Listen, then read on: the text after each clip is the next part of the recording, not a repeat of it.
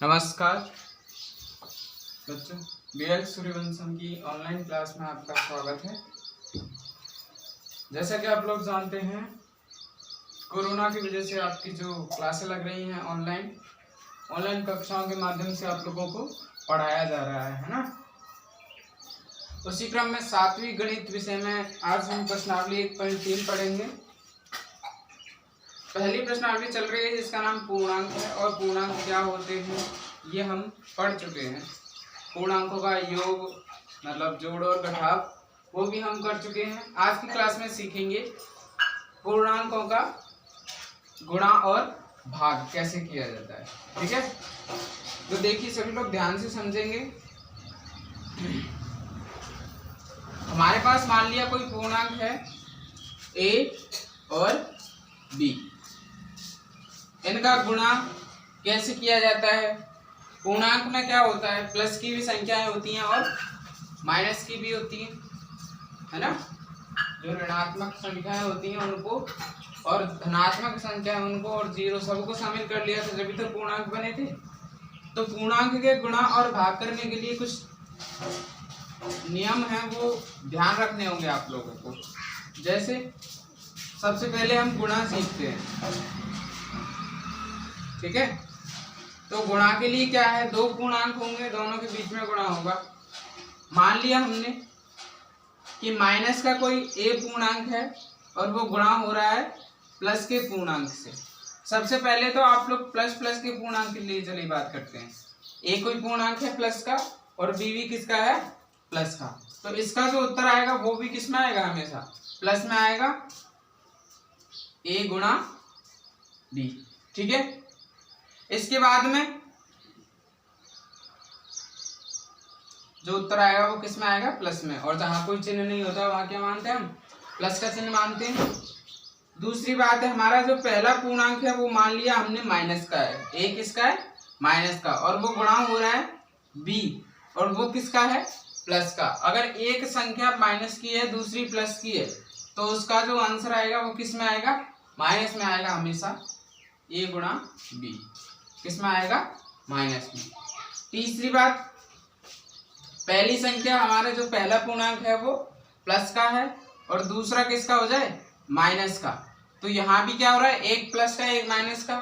ठीक है, यहाँ भी किसका आंसर आएगा, माइनस का आएगा, इस तरीके से। चौथा, अब क्या रह गया, पहला भी पूर्णांक माइनस का है और दूसरा भी पूर्णांक किसका है, माइनस का। दोनों पूर्णांक किसके हैं, माइनस के हैं। ठीक है, जब दोनों पूर्णांक माइनस के होंगे तो माइनस और माइनस गुणा होके हमेशा प्लस हो जाता है। क्या हो जाता है, प्लस। और उत्तर हमारा जो आएगा वो किस में आ जाएगा, प्लस की संख्या आएगी। ठीक है, a गुणा b किसका आ जाएगा, प्लस का। तो ये गुणा के कुछ नियम है, आप लोगों को ध्यान रखने होंगे कि एक संख्या अगर माइनस की है, दूसरी प्लस की है, दूसरी भी माइनस की है, तो किस तरीके से हमारा उत्तर आएगा, तो वो आप लोगों को ध्यान रखना है। ठीक है, ऐसे ही कुछ भाग के भी हैं, उनको भी ध्यान से देख लीजिएगा। देखिए अब क्या कर रहे हैं हम, भाग। पहली शर्त क्या है कि हमारा जो a पूर्णांक है उसमें हम किसका भाग लगा रहे हैं, b का। और दोनों कैसे हैं, दोनों ही धनात्मक पूर्णांक हैं, दोनों ही संख्या कैसी हैं, प्लस की है। तो उसका जो उत्तर आएगा वो भी किस में आएगा, प्लस में ही आएगा। ठीक है, इसके बाद में दूसरा, हमारा जो एक पूर्णांक है वो तो है माइनस का a और दूसरा प्लस का b। दूसरा पूर्णांक किसका है, प्लस का है। पहला एक तो है माइनस का और दूसरा प्लस का। तो इसका जो उत्तर आएगा वो हमेशा किस में आएगा, माइनस में आएगा। ठीक है, और वही a अपॉन b, a में b का भाग लगा देंगे। इसके बाद में तीसरा, हमारा जो a पूर्णांक है वो तो है प्लस का और दूसरा जो b है वो किसका है, माइनस का है। इस तरीके से अभी पहला था माइनस का, अभी दूसरा है माइनस का, तो इसका भी उत्तर हमेशा माइनस में आएगा और वही a अपॉन b। ठीक है, वही चौथा, पहला पूर्णांक हमारा माइनस का a है और उसी में माइनस के दूसरे पूर्णांक का भाग लग रहा है, मतलब दोनों पूर्णांक कैसे हैं, माइनस के हैं, तो इनका उत्तर हमेशा माइनस से माइनस कैंसिल हो जाता है, क्या आ जाता है प्लस का a/b। ये आप लोगों को ध्यान रखना है, दोनों का सेम ही है। अगर एक भी पूर्णांक माइनस का है, अगर एक पूर्णांक माइनस का है जब तो उत्तर किसका आएगा, दोनों में माइनस का आएगा। और अगर दोनों के चिन्ह एक जैसे हैं, जैसे यहाँ प्लस के हैं दोनों, यहाँ दोनों माइनस के हैं, यहाँ भी दोनों प्लस के हैं, यहाँ दोनों माइनस के हैं, तो हमेशा उत्तर किसमें आएगा, धनात्मक संख्या आएगी। ध्यान रखेंगे आप लोग, ये नोट कर लेना। देखिए इससे आपकी जो प्रश्नावली 1.3 और 1.4 दोनों हो जाएंगी। 1.3 में ये है और 1.4 में भाग है, ठीक है। तो दोनों प्रश्नावली हम एक साथ पढ़ रहे हैं। इसके कुछ सवाल कर लेते हैं। अब देखिए, इनको ध्यान से नोट कर लेना और याद रखना इनको।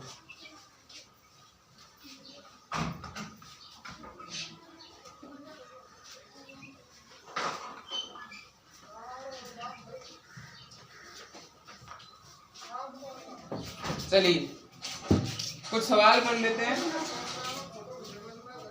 जैसे पहला सवाल,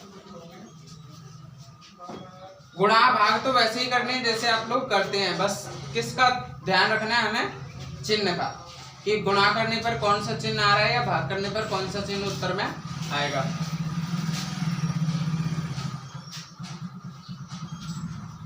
जैसे हमारे पास ये कोई पूर्णांक है, एक 13 है, किसका है, प्लस का है, और एक 5 है, वो किसका है, माइनस का है।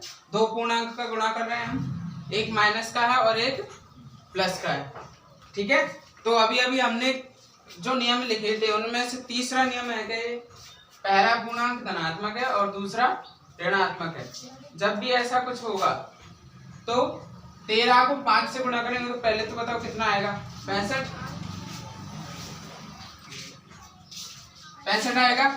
और चिन्ह देखिए, 1 प्लस 1 माइनस है, तो हमेशा चिन्ह किसका आएगा, माइनस का, ठीक है। ऐसे बहुत ही सिंपल से सवाल है, आप लोगों को करने हैं। अगला, अगर मान लो यहाँ पर 15 है माइनस का, किसका है, माइनस का, और दूसरी संख्या हमने ले ली माइनस के 12, ठीक है। मतलब पहला पूर्णांक भी माइनस का है और दूसरा भी किसका है, माइनस का है, तो हमेशा उत्तर किस में आता है, प्लस में आएगा। और 12 को 15 से गुणा करेंगे तो 12 पंजे 60 हासिल 6, 12 एकम 12 और 6 18, 180 आएगा। किसका, दोनों, जब दोनों चिन्ह एक जैसे हो तो हमेशा पॉजिटिव चिन्ह आता है ना, बताया था अभी। तो आंसर क्या आएगा हमारा, प्लस का 180। छोटी संख्याएं हो या बड़ी हो, गुणा तो उसी तरीके से करना है जैसे आप लोग करते हैं, बस चिन्ह का ध्यान रखना है। 7th क्लास में बस ये चिन्ह का ध्यान रखना है आप लोगों को। वैसे गुणा करना तो आप लोगों को 5th 3 4 5 सभी क्लासों में सिखाया जाता है, लेकिन यहाँ पर हम क्या सीख रहे हैं, चिन्हों का ध्यान रखने के लिए, ठीक है। अगला देखिए, मान लो पहली कोई संख्या प्लस की है और दूसरी भी किसकी ले ली हमने, प्लस की, ये भी प्लस की, ये भी प्लस की। जब दोनों चिन्ह एक जैसे हो तो उत्तर हमेशा किस में आता है, प्लस में। और इसको 187 को 100 से गुणा करेंगे तो कितना आएगा, 8700, ठीक है। अब एक और ले लेते हैं जिसमें हम क्या करें, पहली संख्या तो ले लेंगे माइनस की, मतलब पहला धनात्मक तो है, पहला पूर्णांक किसका, कौन सा है, ऋणात्मक पूर्णांक, सॉरी, और दूसरा धनात्मक ले लेते हैं, ठीक है। दूसरा हमने क्या ले लिया, धनात्मक पूर्णांक। तो यहाँ पे एक प्लस एक माइनस, एक पॉजिटिव एक नेगेटिव, जब अलग अलग चिन्ह होते हैं तो उत्तर किस में आता है, माइनस में आता है। पहली बात निश्चित हो गई। अब दूसरा तो गुणा करना जानते ही आप लोग, 0 और 14 पंजे 70, ये 700 आपका उत्तर हो जाएगा। तो इस तरीके के आप लोगों के कुछ सवाल दिए हुए हैं किताब में, और तो वो आप लोग कर लेंगे। इसके बाद में कुछ रिक्त स्थान है, क्या है, रिक्त स्थान, उनको आप लोगों को भरना है। कैसे भरना है, जैसे अभी हमने कुछ नियम पढ़े थे उनकी सहायता से। जैसे देखिए, मान लो यहीं पर 8 गुणा यहाँ पर कौन सी संख्या आएगी, जब हमारा उत्तर जो आएगा प्लस के 56 आएगा। देखिए उत्तर किस में आ रहा है, हमारा पॉजिटिव आ रहा है, और जब पॉजिटिव उत्तर आता है तो हमें पता है कि दोनों पूर्णांक कैसे होते हैं, एक ही चिन्ह वाले, मतलब समान चिन्ह वाले, है ना। तो ये माइनस का, तो यहाँ भी कितना होगा माइनस का, और जब 8 को किससे गुणा करेंगे जब 56 आएगा, सिंपल सी बात है 7 से, तो माइनस के 7। ठीक है। दूसरा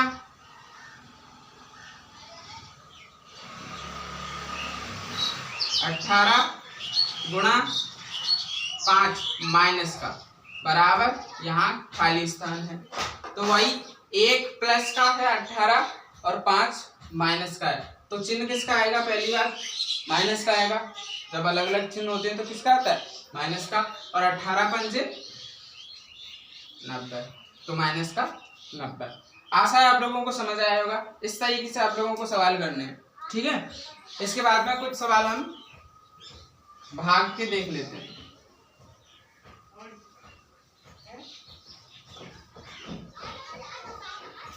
भाग के भी कुछ सवाल देख लेते हैं।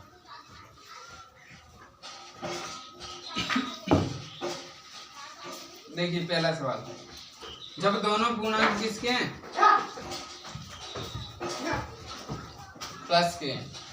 पहला 18 भी किसका है, प्लस का है, और 6 भी किसका है, प्लस का है, तो वही 6 में भाग 18 में भाग लगाओ 6 का, कितना आएगा 3। जब दोनों चिन्ह एक समान है तो उत्तर हमेशा प्लस में आएगा।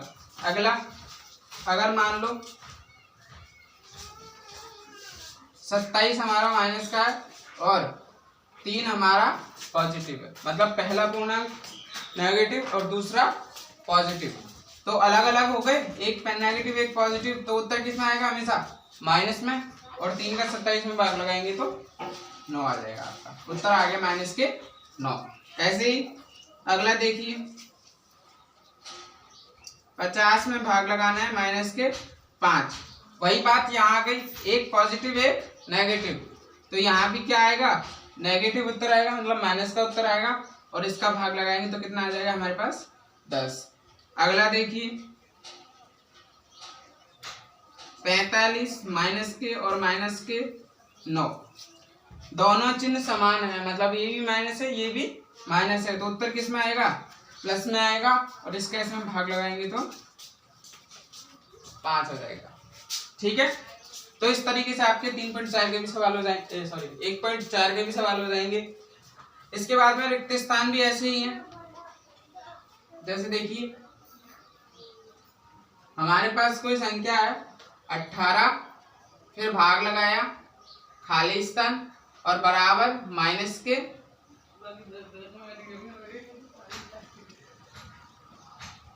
9, क्या है माइनस के 9। तो देखिए माइनस का उत्तर कब आता है, जब हमारे एक पूर्णांक प्लस का और एक माइनस का होता है। ठीक है। तो यहाँ पर 18 तो किसका है, प्लस का है, तो यहाँ पर जो पूर्णांक आएगा वो किसका आएगा, माइनस का आएगा, और माइनस का चलिए चिन्ह का तो हो गया, अब 18 में किसका भाग लगाएंगे जब 9 आएगा, 2 का, सिंपल सी बात है। ठीक है। तो यहाँ पर उत्तर क्या आ जाएगा, माइनस के 2। इसके बाद में